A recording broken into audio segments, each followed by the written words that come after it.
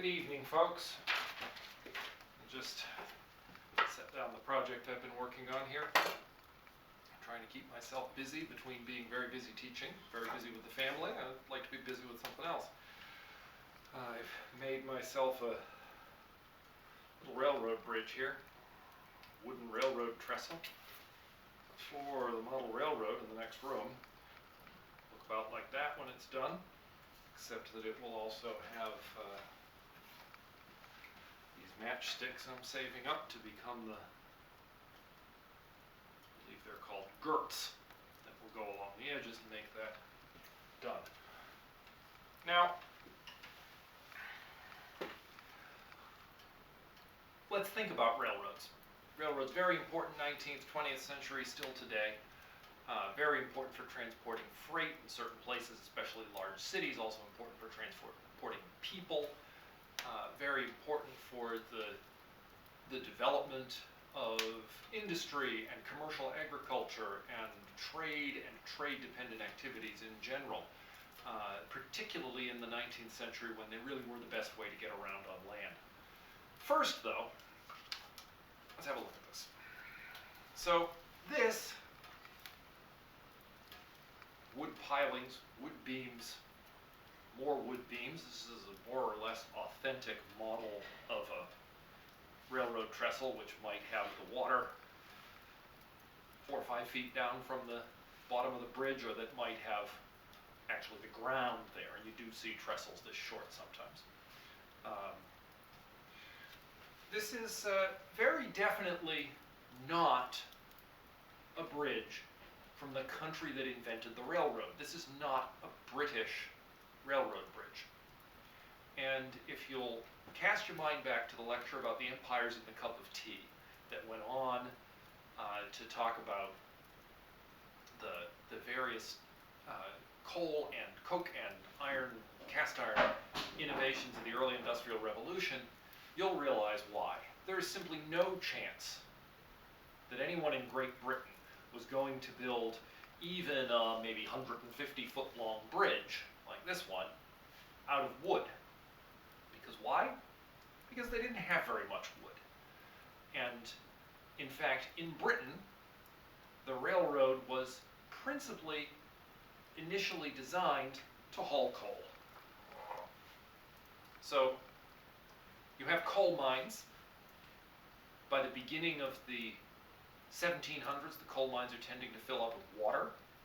It's because of this combination of a great economic benefit to be gained by pumping the water out of the mines and a very cheap supply of coal right there next to the mine, that the first steam engines that were invented, which were horrendously inefficient, could still be used. And from the early 1700s into the 1780s, that was the main use of steam engines.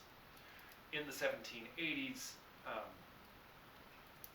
James Watt as inventor, Matthew Boulton as financier and manager, and then various other inventors after that, Richard Trevithick, the railway and engine Stephenson family, not to be confused with the lighthouse Stephenson family, who also existed in the 19th century, in the 1800s, but were totally unrelated. All of these people, except the lighthouse Stephensons, worked on turning the steam engine from an inefficient way to get water out of mines that was just barely economical at a coal mine into a quite efficient way of pumping water even out of tin mines a long way from their coal supply, of powering factories, of powering ships, and of moving vehicles on the ground. And the first primitive vehicles were railed or not railed. As it happened, it was the rail vehicles that became most highly developed in the 19th century. It was towards the end of the century that you started getting steam and then internal combustion engine road vehicles. So coal was the freight that drove the building of railroads, and therefore in Britain, coal was the fuel for locomotives. Now, I'm willing to bet that many of the Americans listening to this, if I say imagine an old locomotive, if you can imagine an old steam train at all, imagine a train from the Civil War or from before that, and imagine what it burns. I'm willing to bet that many of you will have no image at all, but those of you who have an image will probably picture it burning wood. Because in the United States, locomotives were designed to burn wood for the first several decades of railroads. Because in most of the United States, especially the eastern United States and California, northern California, there were plentiful forests, and wood was cheap. American steamboats had also burned wood. Great long logs, much bigger than anything I've got here. This was the scale of the train, then they'd be burning logs that were this kind of big logs.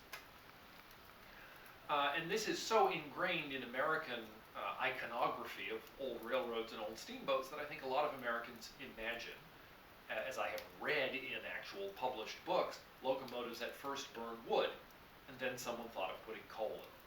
This is a tremendous irony because the whole existence of the railroad, the whole invention, the whole process happened because there wasn't enough wood in Great Britain to burn or to build things out of.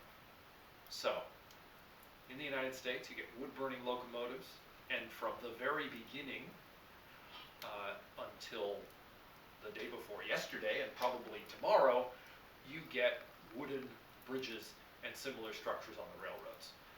If you are a student at Rose-Hulman within a mile and a half of campus, you can walk and see an enormous wooden structure still in use with two abandoned wooden bridges beside it carrying railroad tracks. Maybe not enormous, only 20 feet tall or 50 feet long, but somewhat larger than this. Picture this that high off the ground. In Great Britain, such a thing rarely happened. In the very first eastern railways, the Baltimore and Ohio, the Boston and Lowell, the Boston and Providence, also, they didn't build wooden structures.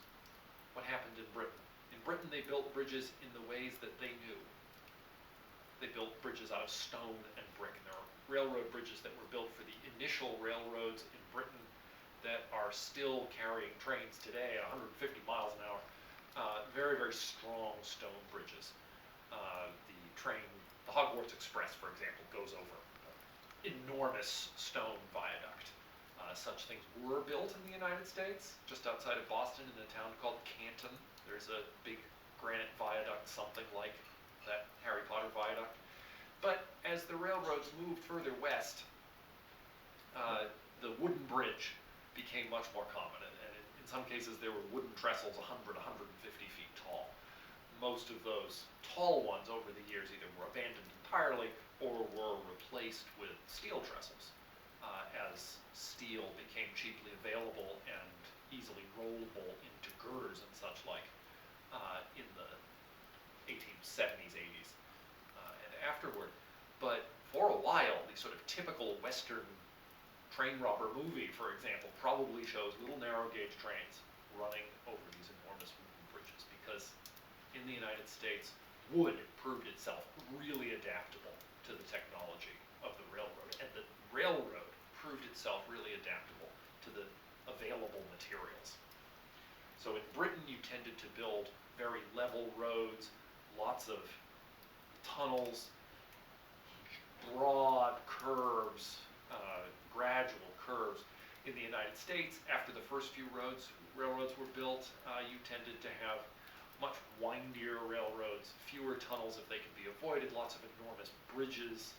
Out west, there are some places where there are enormous wooden bridges that are now buried inside of huge piles of rock and dirt that they just filled the legs, the space around the legs of the bridge, around the bends in.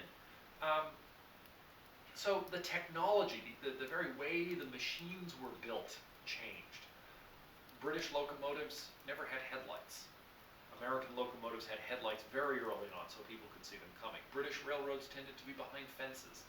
American railroads were just out in the open country and it was everybody's business to keep out of the way of the train. There are also differences in what the railroads were for.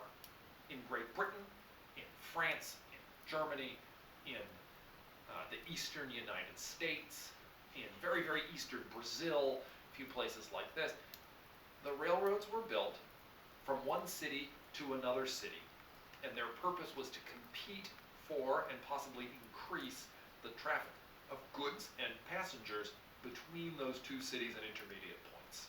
So they were built from somewhere to somewhere else because there was an existing market for transportation. And that reached, depending exactly how you defined it, possibly from the east coast of the United States to the Ohio River, more or less. You might even argue that some of the railroads built as far as the Mississippi were built towards places that were already big centers. Certainly when somebody built a railroad through Terre Haute from Indianapolis and points east to St. Louis, they were building to some place, to a real city through several smaller cities and towns. But when you get to the west of the Mississippi River and into western Canada, when you get into some of the parts of southern Argentina as you get towards the end of the 19th century there, as you get into the interior of Australia, you get railroads that were built from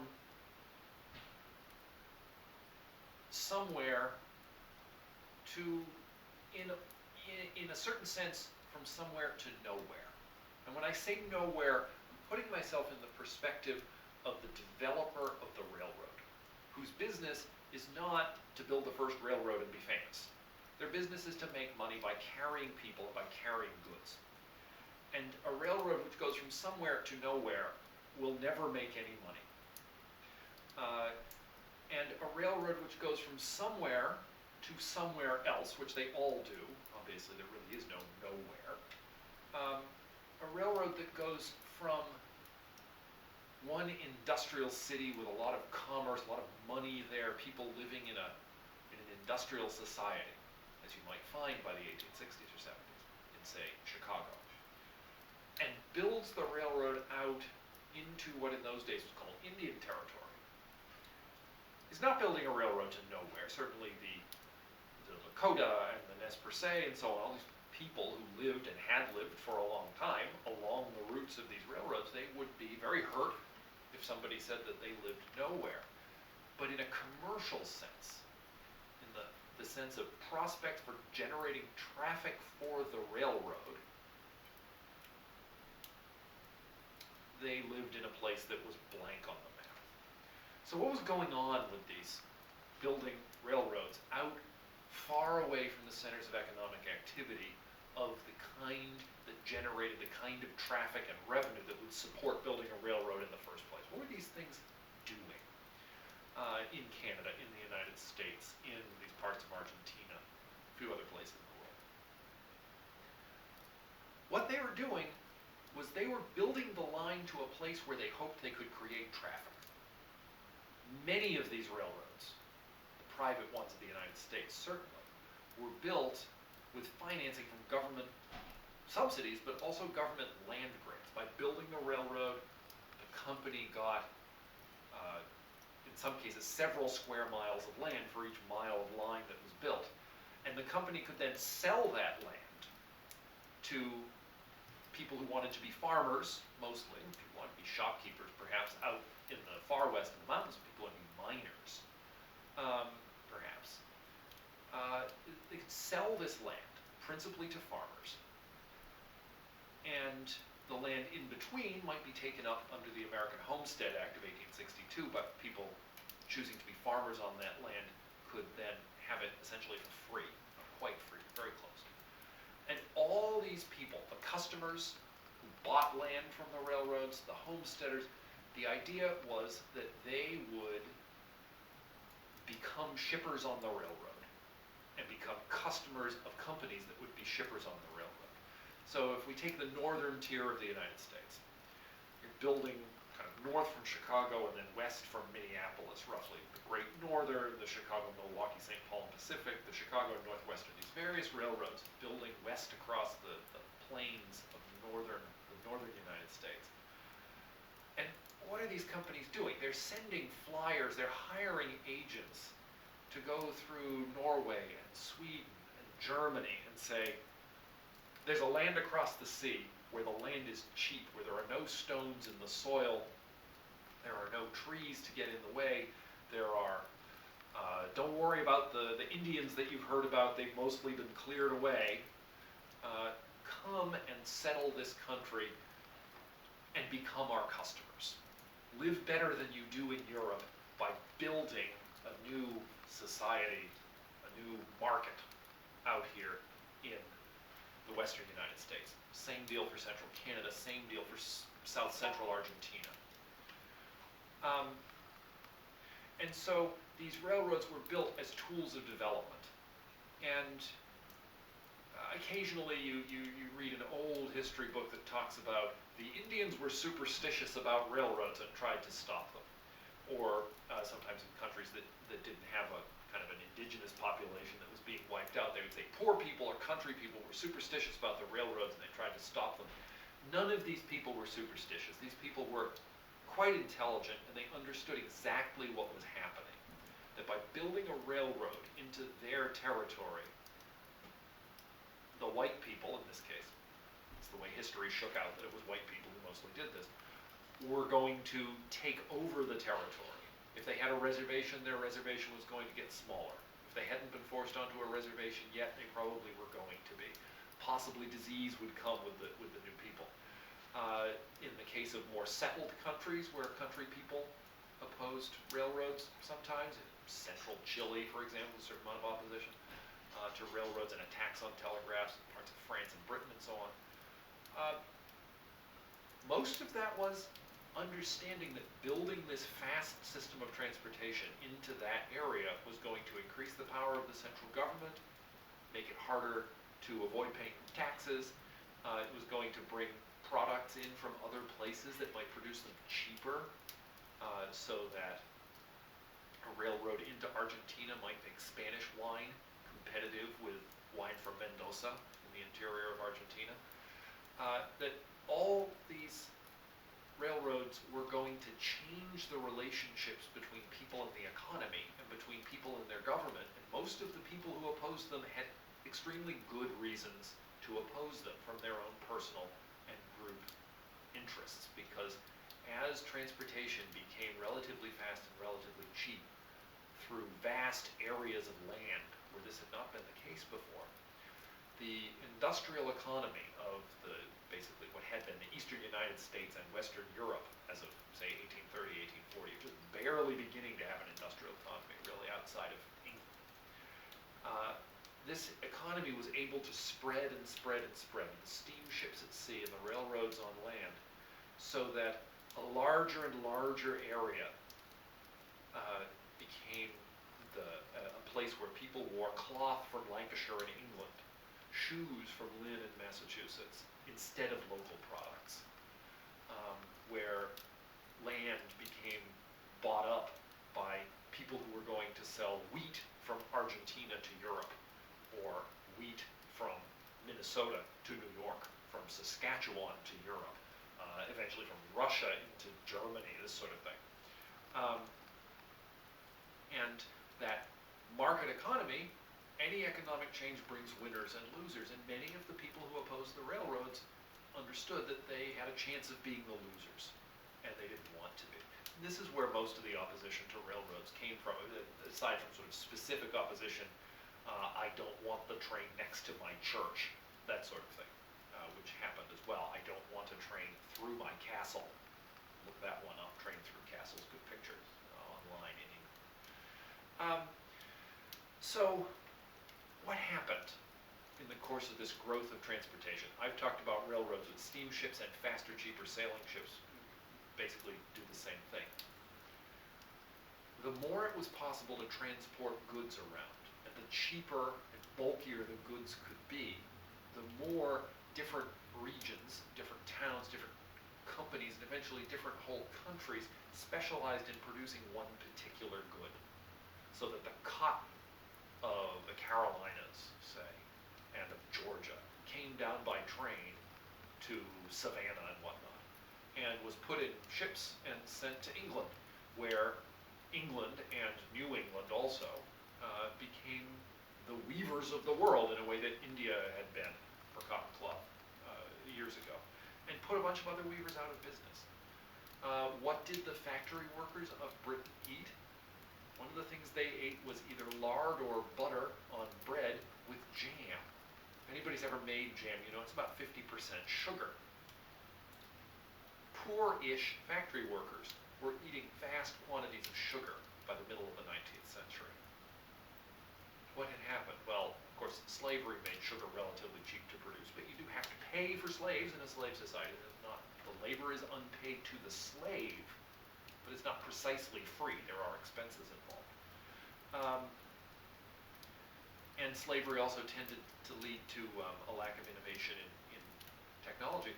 Well, through the course of the early 19th century, certain countries and colonies figured out ways to produce sugar at lower cost, principally in terms of refining sugar with less fuel by better stoves and so on, by burning the sugar cane for fuel after the juice had been squeezed out, rather than having to cut wood and carry it in from a long distance away. And plus the innovations in transportation just made it cheaper to ship sugar to where by the middle of the 19th century, sugar was cheap calories for industrial workers, a situation that basically exists still today, that cheap sugars and cheap fats are the cheapest foods in the industrial world. So that kind of jam sandwich with a cup of tea and sugar that British laborers would eat if they could afford nothing else, was itself a product and sign of the Industrial Revolution and of the distribution of labor, the division of labor between different countries. Brazil and the Caribbean, huge sugar producers, also huge coffee producers. The British drank some coffee. Europeans, North Americans drank tremendous amounts of coffee, especially if they had to get up early to do a particular job or if they had to work a night shift or so on. So the existence of coffee went along with industry as well. Hot chocolate. Ecuador was a huge supplier of chocolate by the end of the 19th century. Similarly, a relatively cheap, kind of nourishing drink, not caffeinated in that case, but something to keep people going. So these big industrial products form these big industrial systems, and the railways and the steamships connect them together. Now I mentioned a night shift. Mention the railroads. There's one more thing about the railroads, which is, of course, that the railroads are the first form of transportation that goes fast enough that the exact time of day really matters. So factories were one of the first activities that really required coordination of time. Not the first. Christian monks in the Middle Ages, for example, had needed to know exact times for certain things. Other religious professionals, law courts and so on, in various parts of the world, had needed to know reasonably exact time. But factories had taken the workday and divided it in such a way that people had to work in sync to make proper use of all that equipment with its central power source in the factory. So you needed people to come at a certain time of day. And this isn't what had really driven the development of clocks. That was navigation on ships, and very accurate clocks for that. But it drove the development of clocks that were interconnected with each other, so all clocks in a building would, by kind of telegraphic signals, keep the same time. This technology exists by the middle of the 19th century, by 1850 or so. It drove demand for telegraphic time signals so that the time in one city could be known instantly in another city to keep all the clocks, for example, of a single railroad company. All the clocks might be synchronized so that they could run their trains. Western Union, the telegraph company, that until very recently, big money shipping company, almost had a monopoly 20 years ago on shipping money from one country to another quickly by individuals. Western Union was a telegraph message company, and one of the things that they did was to sell time. At certain times of day, they would send out time signals. But I'm getting a little ahead of myself here. The railroad, by making people move fast, made it difficult for each town to use its local sun time, where noon was the time at which the sun was due south. This was particularly a problem if you were a attempting to catch a train, say, and you didn't know which sun time was involved. Railroads began to solve this middle of the 19th century by coordinating all their clocks, and each company would use one time. But if two railroads had a junction point, and one railroad used one time of its, say, the city where its office was, and another railroad used another time, they could crash into each other at the junction, or people could miss their trains by mistaking which time they were supposed to use. Now, this was solved in a fairly obvious way for the first time in Great Britain in the course of the, I want to say 1870s in Great Britain, don't know, maybe 60s or 70s, by having one time for the whole island of Great Britain, which is not very large and mostly runs north to south, so having one time is not really a big problem for anybody. Some people complained, but it was not too difficult, so they put in one time for the whole country, and this became law. Now, in the United States, it was in the course of the 1880s that the railroads first, and the United States Congress afterwards, adopted the 4 uniform time zones that we're used to, not with exactly the same borders. Indiana used to be in the central time zone back at the beginning in the 1880s, and for a while into the 20th century. But the adoption of uniform time and the manufacture of relatively cheap, I say relatively cheap, and relatively accurate, perhaps accurate to within a minute a day, something like that, watches, generally pocket watches, although people didn't bother to say pocket because all watches were pocket until the Second World War, most of them. That is kind of typical of the train conductor, the big pocket watch. There were companies watchmakers whose business partly consisted of testing to make sure the railroad watches were accurate. So you have two things. You have precision in time, the clocks that would keep time to quite a small degree of error, and also uniformity in time, where you would get all the clocks for 500 miles in either direction, east or west, if we're talking about, say, Pittsburgh, roughly the meridian, where the sun and the clocks are the same in the eastern time zone of the United States. For 500 miles in either direction, it's always the same time everywhere. And this enabled all these railroads to work together. It also enabled people to easily telegraph in orders to buy and sell stocks and this sort of thing. So, from a wooden railroad bridge, 2 different kinds of railroads, time, international and interregional division of labor, many important features of the industrial world. And now I think I'll get back to model making here. What I really need is a matchstick here.